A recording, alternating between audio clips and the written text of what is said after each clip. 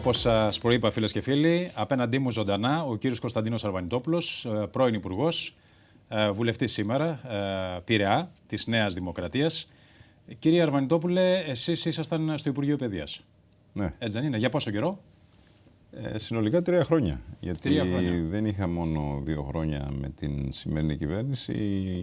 Θα κοιτάτε στην κάμερα για να. Εκεί, μέσα στην κάμερα θα κοιτάτε για να κοιτάτε την τηλεοπτική καλύτερα. Και 1 χρόνο ως αναπληρωτή υπουργό στην προηγούμενη κυβέρνηση, στην κυβέρνηση Παπαδήμου. 3 χρόνια συνολικά στο Υπουργείο Παιδείας. Σας ξάφνιασε το γεγονός ότι στον ανασχηματισμό ο κύριος Σαμαράς σας έβγαλε το Υπουργείο? Δεν πρέπει να ξαφνιάζει κανένα αυτό. Κανένας δεν έχει συμβόλαιο με τις καρέκλες. Νομίζω ότι όλοι, ιδίως σε μια περίοδο κρίσης, έχουμε κληθεί να κάνουμε ένα έργο, να προσπαθήσουμε ο καθένας στο βαθμό που το αναλογεί να βοηθήσει τη χώρα, την πατρίδα μας να βγει από την κρίση και επομένως όλοι είμαστε στην υπηρεσία της πατρίδας, της παράταξης και του Πρωθυπουργού. Επομένως δεν πρέπει να ξαφνιάζεται κανένας. Και νομίζω ότι εγώ συνολικά είχα κλείσει ένα έργο.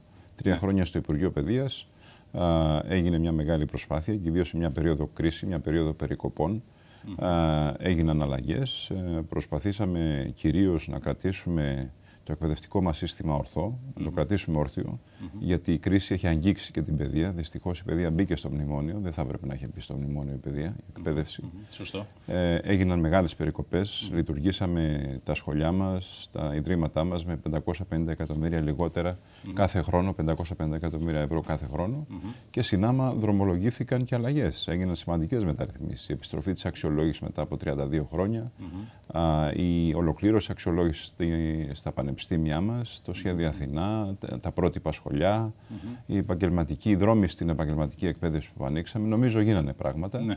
Παρά το γεγονός ότι, όπως είπα, είναι μια περίοδος κρίσης, μια περίοδος περικοπών και είναι πάρα πολύ δύσκολο να κάνεις αλλαγές, να κάνεις μεταρρυθμίσεις σε μια δύσκολη περίοδο. Σε μια τέτοια περίοδο δύσκολη. Αλλά νομίζω ότι είχε κλείσει ένας κύκλος και αυτό. Σήμερα εγώ θα σας κάνω επιθετικές και δύσκολες ερωτήσεις και εσείς θα απαντάτε και θα αξιολογηθείτε και από τον κόσμο που μας βλέπει. Και ευτυχώς είναι πολύς ο κόσμος που βλέπει αυτή την εκπομπή για τις απαντήσεις σας.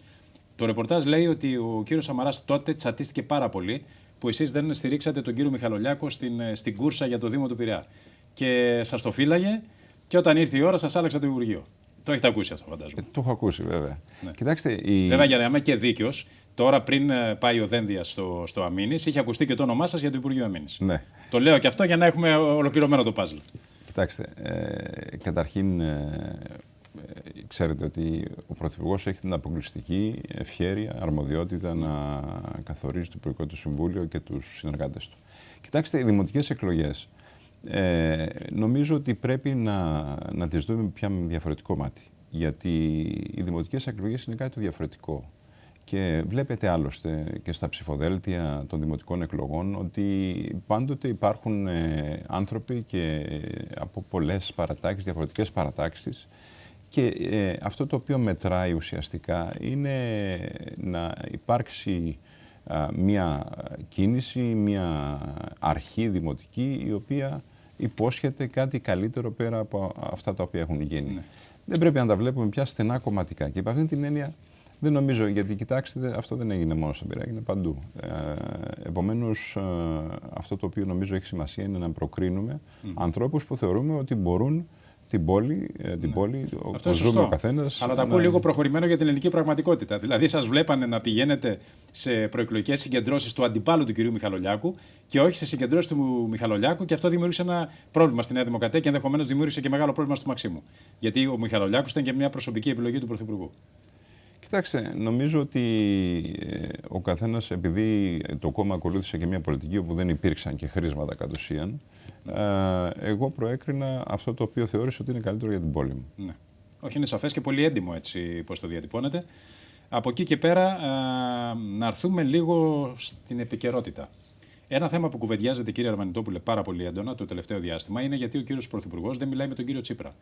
Και αρχίζουν και λένε διάφοροι από το ΣΥΡΙΖΑ ότι ίσως να είναι και φοβικό σύνδρομο του Πρωθυπουργού που ο κύριος Σαμαράς δεν καλεί τον κύριο Τσίπρα να κουβεντιάσουν για πολύ σημαντικά θέματα, με πρώτο απ' όλα το δημόσιο χρέος, για παράδειγμα.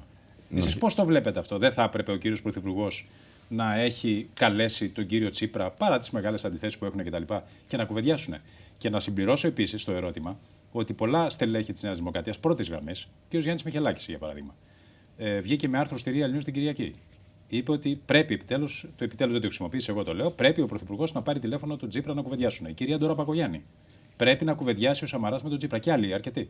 Ο κύριος Νικήτας Κακλαμάνης. Τι λέτε εσείς γι' αυτό? Ακρούν ανοιχτές θύρες. Ο ίδιος ο Πρωθυπουργός θέλει να κουβεντιάσει τον κύριο Τσίπρα. Αλλά όταν ο κύριος Τσίπρας λέει ότι εγώ θα έρθω στο Μαξίμου για να σου ζητήσω την παραίτησή σου και εκλογές, αυτό μας το λέει και δημόσια, γιατί να μας το πει και κατηδίαν. Δηλαδή, τι διαφορετικό θα προσθέσει. Εδώ δηλαδή μιλάμε για μια ανάγκη συνεννόησης και μια ανάγκη δημιουργίας ενός κλίματος το οποίο θα μας βγάλει από αυτήν την πολιτική αστάθεια που βγάζει η χώρα μας προς τα έξω. Γιατί κακά τα ψέματα, κύριε Λιάτσο, αυτό το οποίο συνέβη τους τελευταίους μήνες είναι μια πολιτική αστάθεια που βγαίνει προς τα έξω, που βγάζει η χώρα μας προς τα έξω, και αυτή είναι ουσιαστικά η οποία έδωσε στις αγορές, στους ξένους επενδυτές, αυτήν την εικόνα και τη δημιούργησε όλο αυτό το κλίμα το οποίο επιδεινώθηκε το τελευταίο δίμηνο. Δεν ήταν γιατί η οικονομία μας παίρνει ψήφο εμπιστοσύνης. Η οικονομία μας, μέσα από μια πολύ σκληρή και με πολύ μεγάλες θυσίες δημοσιονομική προσαρμογή, έχει φτάσει σε ένα σημείο να μιλάμε για πρωτογενή πλεονάσματα, να μιλάμε για ανάπτυξη πλέον. Ναι. Και για πρώτη φορά βγαίνουμε από την ύφεση σιγά σιγά και μπαίνουμε στην ανάπτυξη.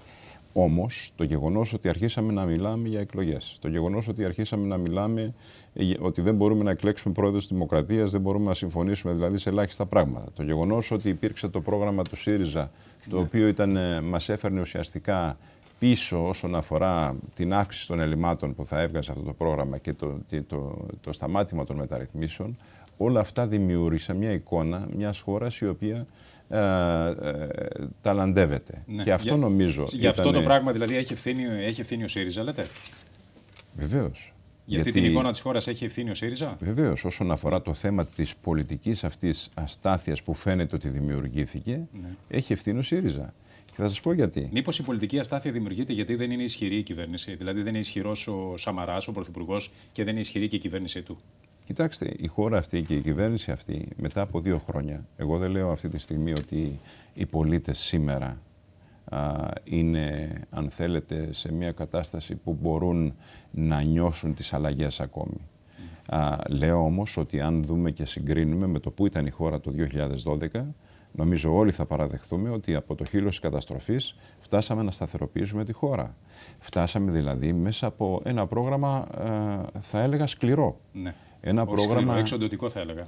Εξοντωτικό πρόγραμμα. Ένα πρόγραμμα το οποίο, αν θέλετε, εγώ θα δεχθώ ότι είχε και μία σκληρή φοροεισπρακτική λογική. Ένα πρόγραμμα το οποίο επευλήθη, ένα πρόγραμμα το οποίο ήταν δύσκολο, όμως ήταν αναγκαίο για να υπάρξει μια δημοσιονομική εξυγίανση, για να μπορέσουμε σήμερα, 2 χρόνια μετά, να αρχίσουμε να μιλάμε για θετικούς ρυθμούς ανάπτυξης. Ήδη εμφανίστηκαν και ήδη μιλάμε για 2,9 για το 2015, να μιλάμε για πρωτογενή πλεονάσματα, για να είμαστε σε θέση να μιλήσουμε για ένα οικονομικό πρόγραμμα και να εγγράψουμε σε αυτόν τον προϋπολογισμό φοροελαφρύνσεις, δηλαδή πράγματα τα οποία θα αρχίσουν να βελτιώνουν την ποιότητα ζωής των πολιτών. Μάλιστα. Εδώ λοιπόν αυτή η κυβέρνηση έχει κάνει ένα τιτάνιο αγώνα. Από εκεί και έπειτα, νομίζω ότι για να πάμε στην προεδρική εκλογή, στην εκλογή του Προέδρου της Δημοκρατίας. Θα πάμε μετά το διαφημιστικό στην προεδρική εκλογή. Αν έχετε ολοκληρώσει την πρώτη σκέψη, γιατί πρέπει να πάω σε διαφημίσεις. Αλλά ολοκληρώστε τη φράση σας. Λέω το εξής, ότι από εκεί και έπειτα, λοιπόν, όταν άρχισε να σταθεροποιείται η χώρα, έχουμε βάλει τα θεμέλια για την επόμενη φάση, την επόμενη διετία, που είναι η διετία της ανάπτυξης. Εδώ ξαφνικά αρχίσουμε να πυροβολάμε τα πόδια μας. Εδώ πάμε να εμφανίσουμε την εικόνα μιας χώρας η οποία πρέπει σώνει ντε και καλά να πάει σε εκλογές στο μέσο της θητείας μιας κυβέρνησης σε αυτήν την τρομερή δίνη της κρίσης. Πρέπει σώνει ντε και καλά να οδηγηθούμε σε μια εκλογή η οποία το πιο πιθανό είναι να οδηγήσει τη χώρα σε περαιτέρω σε αστάθεια, και έχουμε και μια αξιωματική αντιπολίτευση η οποία πέρα από μια δομική ισοπεδωτική αντιπολίτευση που έκανε στην αρχή της θητείας αυτής της κυβέρνησης, σιγά σιγά προχώρησε σε ένα πρόγραμμα στην περασμένη Διεθνή Έκθεση Θεσσαλονίκη, στο οποίο ουσιαστικά τι έλεγε, ότι αν ακολουθηθεί, γιατί αυτό ο κάθε ψύχρεμος παρατηρητής και αναγνώστης νομίζω μπορεί να συμπεράνει, εάν ακολουθηθεί θα μας οδηγήσει σε παραπάνω ελλείμματα, θα μας οδηγήσει πίσω δηλαδή στο φαύλο παρελθόν, θα μας οδηγήσει στα ελλείμματα, θα μας οδηγήσει, αν θέλετε, στο τέλος των μεταρρυθμίσεων. Όλο αυτό δημιούργησε μια εικόνα. Θα τα δούμε όλα αναλυτικά αυτά. Ένα-ένα, έχω πολλά ερωτήματα να σας θέσω. Φίλες και φίλοι, διαφημίσεις, 2 λεπτών και επανερχόμαστε. Νομίζω ότι έχει πολύ μεγάλο ενδιαφέρον η συζήτηση με τον κύριο Αρβανιτόπουλο. Στην Κυριακάτικη Κόντρα News, μια νέα συγκλονιστική αποκάλυψη για τον Γιώργο Καρατζαφέρη. Μην χάσετε την Κυριακάτικη Κόντρα News που κυκλοφορεί με 16 μεγάλες σελίδες και μόνο 1 ευρώ. Διευθυντής ο Εμίλιος Λιάτσος.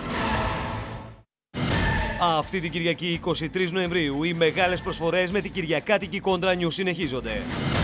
50 τυχεροί αναγνώστες θα κερδίσουν την κάρτα υγείας Παρών Club δωρεάν για 6 μήνες, η οποία παρέχει μεταξύ άλλων δωρεάν απεριόριστες επισκέψεις σε 30 ειδικότητες γιατρών, δωρεάν check-up, δωρεάν καθαρισμό δοντιών. Ακόμη, 3 τυχεροί θα κερδίσουν από τη Σεϊτανίδης Home ένα barbecue Zevs, μια ηλεκτρική σόμπα Zevs και μια ηλεκτρική ψιστιέρα του Μερακλή. Την Κυριακή 23 Νοεμβρίου στην Κυριακάτικη Κόντρα News που κυκλοφορεί με 16 μεγάλες σελίδες και μόνο 1 ευρώ. Διευθυντής ο Εμίλιος Λιάτσος.